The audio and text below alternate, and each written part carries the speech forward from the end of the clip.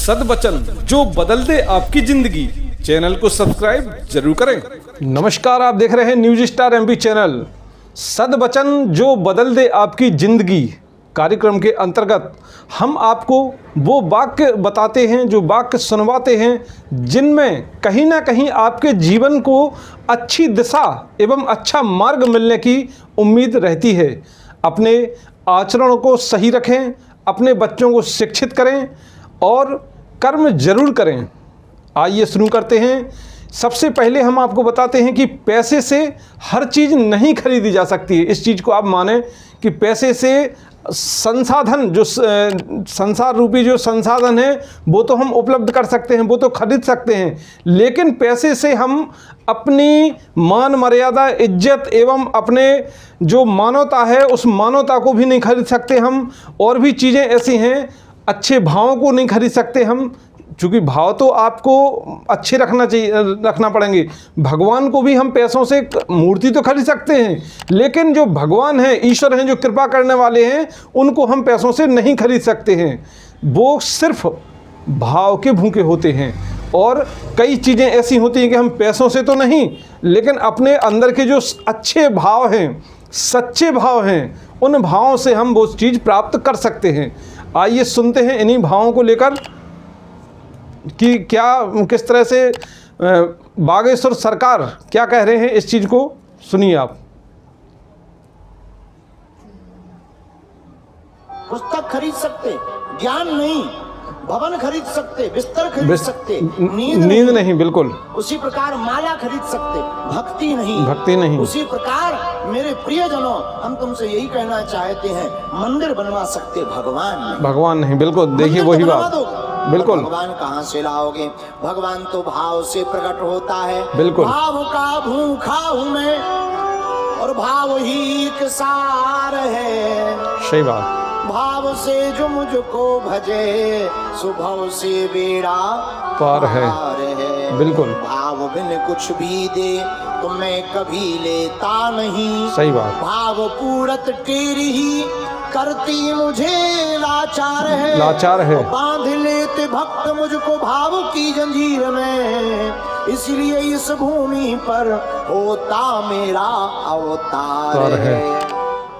कितनी सही बात बताई है जो हमारे बागेश्वर सरकार पंडित धीरेन्द्र कृष्ण शास्त्री जी महाराज ने बताया है कि भगवान भाव के भूखे हैं। भाव से ही उनको अपने पास लाया जा सकता है, भाव से ही वो प्राप्त होते हैं, पैसों से नहीं। पैसों से आप मंदिर तो बनवा सकते हैं, आलीशान मंदिर बनवा दिया, बहुत भव्य मंदिर बनवा दिया, लेकिन भगवान की प्राप्ति नहीं हो सकती है। भगवान की प्राप्ति आपको तभी हो सकती है जब आपके अंदर सच्चे भाव हों। तो भाव जरूरी है। अब आते हैं, इंसान का प्रेम कैसा होना चाहिए। इंसान का प्रेम आजकल के परिवेश में, जैसा कि हम देख रहे हैं कि हर इंसान स्वार्थी होता नज़र आ रहा है। हर इंसान जो एक प्रेम होता है उसका, वो भी आजकल स्वार्थी की मतलब दशा की ओर बढ़ रहा है। स्वार्थी होता जा रहा है इंसान।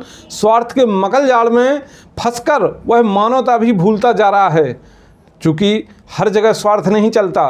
अरे जो जहाँ मतलब जिस चीज़ की ज़रूरत हो वह चीज़ स्वार्थ बस नहीं, अपने भाव बस भी प्राप्त की जा सकती है। स्वार्थी इंसान चूँकि सब भूल जाता है स्वार्थ में, क्योंकि अगर मान के चलो आपको कोई भला करता है तो कहीं ना कहीं उसका उसमें स्वार्थ होगा। अगर आप किसी से किसी का भला करने जा रहे हैं तो कहीं ना कहीं आपका भी उसमें स्वार्थ होगा। तो ये चीज़ें, स्वार्थ, आजकल स्वार्थ ही हर चीज़ में स्वार्थ आ रहा है। बिल्कुल। तो इस स्वार्थ में जो कुछ जगह ऐसी होती हैं, मान के चलो आपका कोई पड़ोसी बहुत ज़्यादा दुखी है, या कोई अन्य व्यक्ति, पड़ोसी ही नहीं कोई अन्य व्यक्ति आपकी मदद की वो रखता है कि हमें कोई मदद दे दे, ये मदद करने लायक है, मदद कर सकते हैं, तो आप वहाँ अपना स्वार्थ त्याग दीजिए। स्वार्थ मत देखिए, क्योंकि अगर आप सक्षम हैं तो ये नहीं कि आप मतलब अगर आप भी मतलब सक्षम नहीं हैं तो आप सोचो कि अरे हम स्वार्थ त्याग के और उसकी मदद कर दें, अपने हेल्प कर, तो ये भी नहीं। अगर आप सक्षम हैं तो वहाँ आप अपना स्वार्थ त्याग कर ही उसकी मदद कर सकते हैं। आप मत सोचिए कोई देख रहा है, आप मत सोचिए कि हमारी पॉपुलैरिटी बढ़ रही है, आप मत सोचिए कि हम मतलब कुछ हो रहा है, तो वहाँ आप मदद कर सकते हैं निस्वार्थ। लेकिन आजकल जो परिवेश चल रहा है वो स्वार्थी है। स्वार्थ का, हर चीज़ स्वार्थ की है, प्रेम भी स्वार्थ का है। आइए सुनते हैं जया किशोरी जी से कि किस तरह से वो बता रही हैं कि स्वार्थ की दुनिया है। ऋषिगण कहते हैं इस पूरे 3 लोक 14 भुवन में अगर सबसे कीमती कुछ है तो वो है प्रेम। प्रेम, बिल्कुल हमारे आपका नहीं, सही बात है। हमारा प्रेम स्वार्थ का है। आज देखिए, किसी से, कल किसी और से, परसों किसी और से बिल्कुल देखिए स्पष्ट कह रही हमारा हैं। तो भगवान का प्रेम भी स्वार्थ का है कि भगवान एक काम ना करे तो हम भगवान बदल लें। देखिए बिल्कुल, मतलब उन्होंने किस तरह से बढ़िया अच्छी बात बताई है कि आपका जो स्वार्थ के जो भी कुछ हैं, प्रेम भी है आपका तो स्वार्थ ही है। अगर आप भगवान से भी मतलब प्रेयर करते हो, भगवान भी आपको अगर मतलब जो आप मन्नत मांग रहे हैं वो अगर पूरी ना करें तो वहाँ पर आपका मतलब आप भगवान से भी ये सोचते हैं कि अरे यार शंकर जी ने कृपा नहीं की, अब हम बजरंगबली के पास जाएंगे, बजरंगबली हे प्रभु आप भी अब हमारी मदद करें, आप भी हमारे, तो वहाँ मतलब उनसे स्वार्थ था आपका, वहाँ स्वार्थ सिद्ध नहीं हुआ तो आपने भगवान को बदल लिया। फिर दूसरी जगह जाएंगे, वहाँ अगर अरे ये भी ठीक है, वो तो उनने भी नहीं किया, जय हो प्रभु आप अपना, फिर तीसरी जगह जाएंगे। तो ये स्वार्थ है, ऐसा स्वार्थ नहीं करना चाहिए, बल्कि आपको अच्छे भाव से भगवान को मानना चाहिए और अपने कर्म अच्छे करना चाहिए।